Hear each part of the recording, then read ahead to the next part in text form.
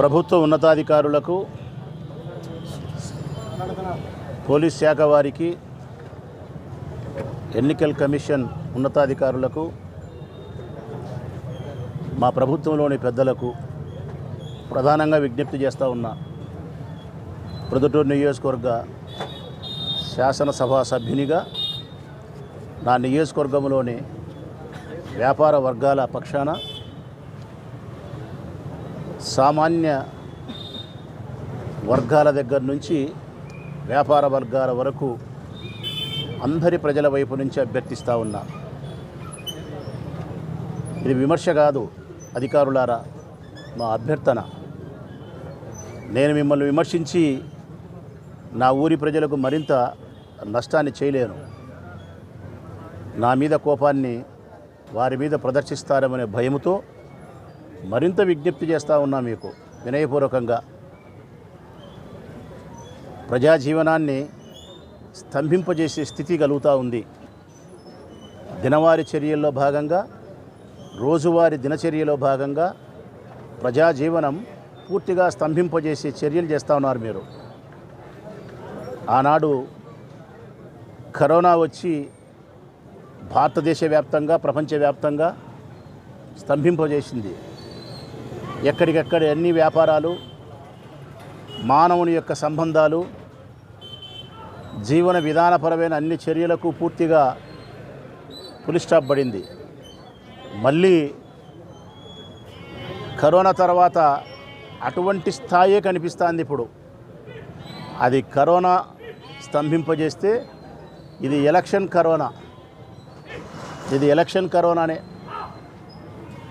ఇంకా నోటిఫికేషన్ రాక మునిపే, ఎప్పుడో ఫిబ్రవరి ఆఖరులో నోటిఫికేషన్ వస్తుందని ఒకవైపు అందరూ చెప్తూ ఉంటే, ఇంకా నోటిఫికేషన్ రాక మునిపే ప్రొద్దుటూరు నియోజకవర్గంలో కానీ, వైఎస్ఆర్ జిల్లాలో కానీ, మరి రాష్ట్ర వ్యాప్తంగా ఎటువంటి పరిస్థితులు ఉన్నాయో నాకైతే తెలియదు, జిల్లా వ్యాప్తంగా అయితే ఉన్నాయి ఆ పరిస్థితులు. ఎలక్షన్ కమిషన్ ఆదేశాల మేరకు పోలీస్ శాఖ విపరీతంగా దాడులు చేస్తుందని చెప్పేదానికంటే, చెకింగులు చేస్తుందని చెప్పేదానికంటే,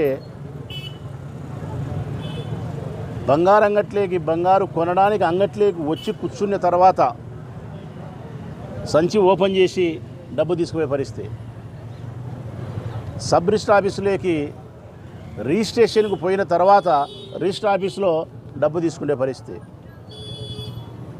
శనగలమ్మిన రైతులు లెక్క తీసుకొని పోయేదానికి కూడా భయపడే పరిస్థితి, బిడ్డ పెళ్ళికి బంగారు కొనాలంటే భయం, ఇల్లు కట్టించుకునేవాడు సరుకులు కొనాలంటే భయం, రిజిస్ట్రేషన్ చేయాలంటే భయం, అప్పు కట్టాలని తీసుకొని పోవాలంటే తీసుకుపోయి అప్పు ఇచ్చేవానికి మా ఇంటికి వచ్చి అప్పు తీసుకుపోరా అని వీడంటాడు, మా ఇంటికి వచ్చి నువ్వే అప్పు అంటాడు వాడు. కారణం మధ్యలో ఎక్కడ ఏ పొరపాటు జరుగుతుందో అని భయం. భయం భయం భయం భయం చేత బ్రతకాల్సిన పరిస్థితులు కనిపిస్తున్నాయి. పూర్తిగా మా జీవితాలకు, మా వ్యాపారాలకు, మా జీవన విధానానికి భంగం కలగడమే కాకుండా, నష్టం కలగడమే కాకుండా, బిక్కుబిక్కుమని భయం చేత వ్యాపార వర్గాలు ఉండాల్సిన పరిస్థితి వస్తూ ఉంది ప్రొద్దుటూరు. నిన్న మొన్న రోజు బంగారంగల దగ్గర కాపుగాసి, మాటు వేసి దాడులు. ఎలక్షన్ కమిషన్ ఆదేశాల మేరకు ఎన్నికల ప్రక్రియ ప్రారంభం కాబోతూ ఉన్న నేపథ్యంలో విధిలేని పరిస్థితుల్లో మేము పట్టుకోవాల్సి వస్తుందని చెప్పి 2 లక్షల రూపాయలు ఉంటే కూడా పట్టుకునే పరిస్థితులు ఉన్నాయి. ఎక్కడి నుంచి సామాన్యమైనటువంటి ప్రజలు కానీ, ఒక రకమైన మనుషులు కానీ, ఒక బిడ్డ పెళ్ళికి బంగారు కొంటే 2-3 లక్షల రూపాయలు, 4 లక్షలు అప్పో సప్పో తెస్తాం. దానికి ఎక్కడ బిల్లులు చూపించాలా, ఎక్కడ ఆధారాలు చూపించాలా?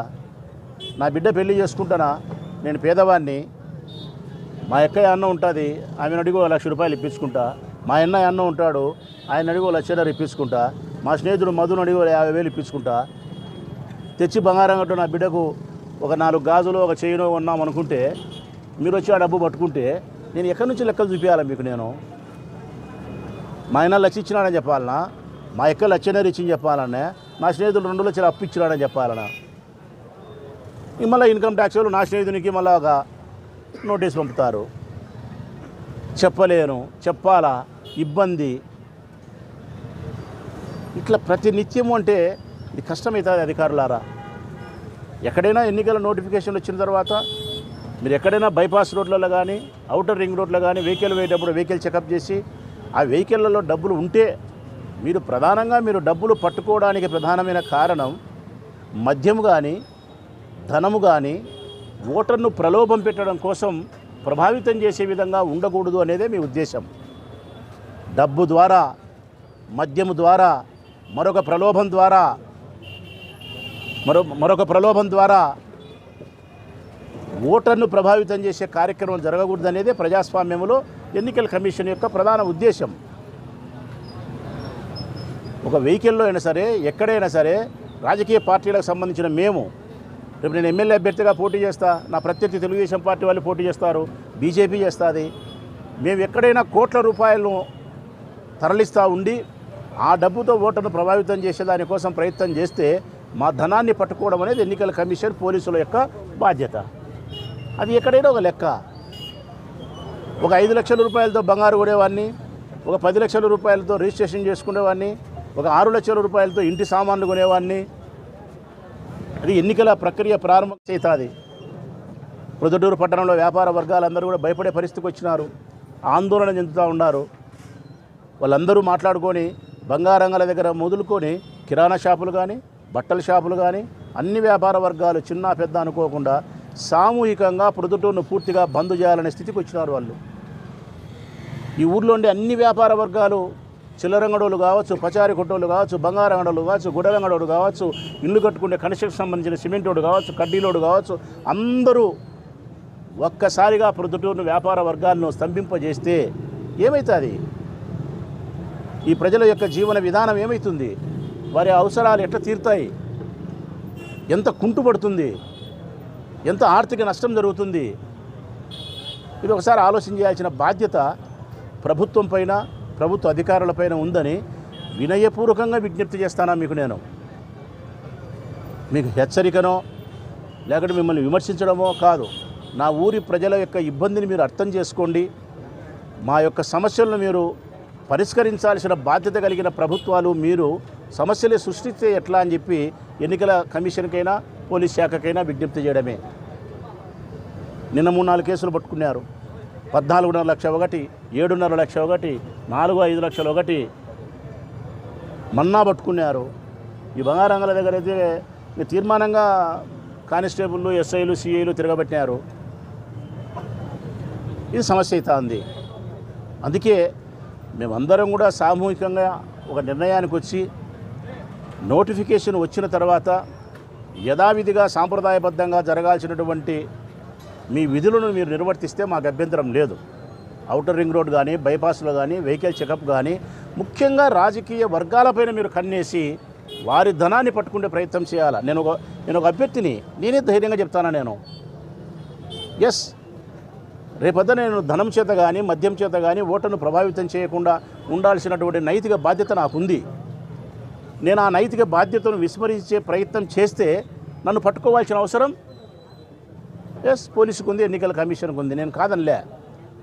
ఒకవేళ నా పైన మీరు దాడి చేసి అటువంటి సందర్భాల్లో పట్టుకున్నా కూడా నేను బాధపడను, మీకు విజ్ఞప్తి కూడా చేయను. నేను తప్పు చేసినా అనుకుంటా, మౌనం వహిస్తా. కానీ ఈ ఊర్లో ఉండే వ్యాపార వర్గాలకు, ఈ ఊర్లో ఉండే ప్రజలకు ఇంత తీవ్రమైనటువంటి నష్టం కలిగితే నేను బాధాతప్త హృదయంతో బాధపడి మీకు చెప్పుకునేవాడినే. నేను అంతకు మించి నేను ఎక్కువ మాట్లాడితే మరింత వీళ్ళని ఎక్కడ ఇబ్బంది పెడతారని కూడా నా భయం. నా వలన కానీ, మరొకరి వలన కానీ, నా ఊరి ప్రజలకు కానీ, నా ఊరి వ్యాపారస్తులకు కానీ నష్టం కలగకూడదు. మీరు ప్రత్యక్షంగా మీరు నష్టం వాళ్ళకు చేస్తే పరోక్షంగా వారి ఊరికే నష్టం చేస్తారు. బంద్ చేసి పరోక్షంగా మొత్తం ఊరికే నష్టం చేస్తారు వాళ్ళు. అన్ని వ్యాపార వర్గాలు, నీ అంగడి లేదు, ఆ అంగడి లేదు, అన్ని అంగళ్ళు మూసేస్తే మేము ఈ 2 నెలలు ఎలక్షన్ అయిపోయేంత వరకు మేము అంగళ్ళే తెరసమనే కాడికి వస్తున్నారు ఇల్లు. అప్పుడు నేను ఎంత బంగపోవాలో వీళ్ళను. అట్లా మిమ్మల్ని బంగపోలేక, మీరు వినక, వీళ్ళను బంగపోతే మాకు నువ్వు నివారించు, మేము చేరుస్తాం, లేకపోతే వద్దు, మేము ఈ 2 నెలలు 3 నెలలు మేము వ్యాపారాలు మూసేస్తాం, మేము ప్రభుత్వానికి కట్టాల్సిన ఇన్కమ్ ట్యాక్స్ కట్టేది ఉండదు, సేల్ ట్యాక్స్ కట్టేది ఉండదు, జీఎస్టీ కట్టేది ఉండదు. మా వైపు నుంచి ప్రభుత్వానికి చెల్లించాల్సినటువంటి ఎట్టి రుసుములు మేము చెల్లించలేము, ఇబ్బంది లేదు. మాకు ఆదాయం వద్దు, మేము ఆ కట్టడం వద్దు అంటారు. అటు ప్రభుత్వానికి నష్టం జరుగుతుంది, ఇటు ప్రజా జీవనానికి నష్టం జరుగుతుంది, వ్యాపార వర్గాలకు నష్టం జరుగుతుంది. అందరికీ నష్టం చేసి మనం సాధించేది ఏమిటి? ఇద్దరు అభ్యర్థుల కోసమా? ఇద్దరు అభ్యర్థులు. బీజేపీలు లెక్క పంచారు, కమ్యూనిస్టులు పంచారు, ఎవ్వరు పంచారు. పంచితే గించితే ఇద్దరే పంచాలా? ఆ ఇద్దరి కోసమా? ఆ చర్యలు కూడా గట్టిగా మీరు ఎన్నికల కమిషన్, పోలీస్, ప్రభుత్వాలు, రాజకీయ పార్టీలు నిర్ణయాలు తీసుకొని ఏ ఒక్కరూ ధనాన్ని ఖర్చు పెట్టకుండా ఉండే పరిస్థితి వస్తే మొట్టమొదట స్వాగతించేది రాచమల్లే. మొట్టమొదట రాచమల్లే స్వాగతిస్తాడు. ధనం చేత కానీ, మద్యం చేత కానీ, మరే ఆశ చేత కానీ ఓటర్ను ప్రభావితం చేయకూడదు. మా నాయకత్వ సామర్థ్యం చేత, మా జెండా పరిపాలన చేత మాత్రమే ప్రజలు మాకు ఓటు వేయాలా. ఎస్, అంగీకరిస్తా. అది ఒక సాంప్రదాయం అయిపోయింది. బీదోళ్ళ కోసం పోనీలే అనుకుంటున్నారు. ఎందుకు పేదవాళ్ళకు నష్టం జరగాల? దయచేసి పోలీస్ శాఖకు ప్రొద్దుటూరులో ఉండే వాళ్ళకు నేను విజ్ఞప్తి చేస్తూ ఉన్నా. ఎస్పీ గారికి మరీ వినయపూర్వకంగా రెండు చేతులెత్తి నమస్కరించి విజ్ఞప్తి చేస్తూ ఉన్నా. మా పార్టీ పెద్దలు అవినాష్ రెడ్డి గారికి తెలియజేస్తానా, మా ముఖ్యమంత్రి గారి దృష్టికి కూడా తీసుకుపోతా ఉన్నా.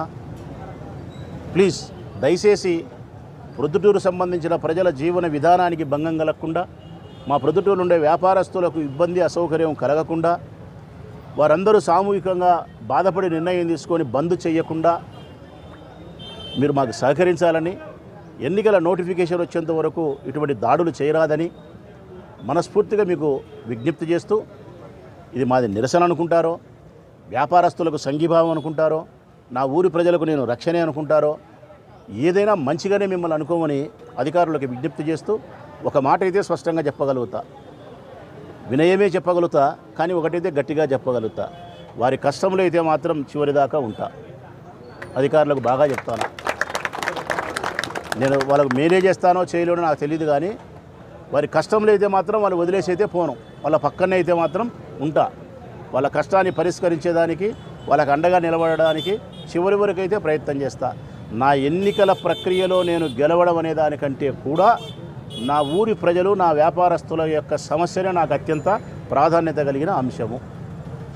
పోలీసులు కూడా అందరినీ ఇప్పుడు ఆహ్వానిస్తాం, రావాలా, వాళ్ళు కూడా మాట్లాడాలా, సమాధానం చెప్పాలా. 1 టౌన్ సిఐ రావాలా, 2 టౌన్ సిఐ రావాలా, 3 టౌన్ సిఐ గారు రావాలా, తాలూకా సిఐ గారు రావాలా, అందరూ సర్కిల్ ఇన్స్పెక్టర్స్ వచ్చి ఏం జరుగుతుందో వాళ్ళు కూడా మాట్లాడాల్సిన బాధ్యత ఉంది. వచ్చి మాట్లాడమని కూడా వారి విజ్ఞప్తి చేస్తూ ఉన్నా. ఎస్పీ గారి దృష్టికి తీసుకుపోతా ఉన్నా, డీజీ గారి దృష్టికి కూడా తీసుకుపోతా ఉన్నా. రేపొద్దున విజయవాడ పోతాం. విజయవాడ పోయినప్పుడు డీజీపీ గారిని కలిసి రిప్రజెంటేషన్ ఇచ్చి వేగాన్ని తగ్గించమని, ఎన్నికల ప్రక్రియ ప్రారంభం కాకముందే ఇటువంటి చర్యలు చేయొద్దని చెప్పి వారిని కోరుతా ఉన్నాం. ఎస్పీ గారిని కూడా ఫోన్ ద్వారా మాట్లాడతా, పర్సనల్గా కలిసి కూడా మాట్లాడతా. ఎంపీ గారిని కూడా ప్రొద్దుటూరుకు రప్పిస్తా. ఎంపీ గారితో కూడా వ్యాపారస్తులతో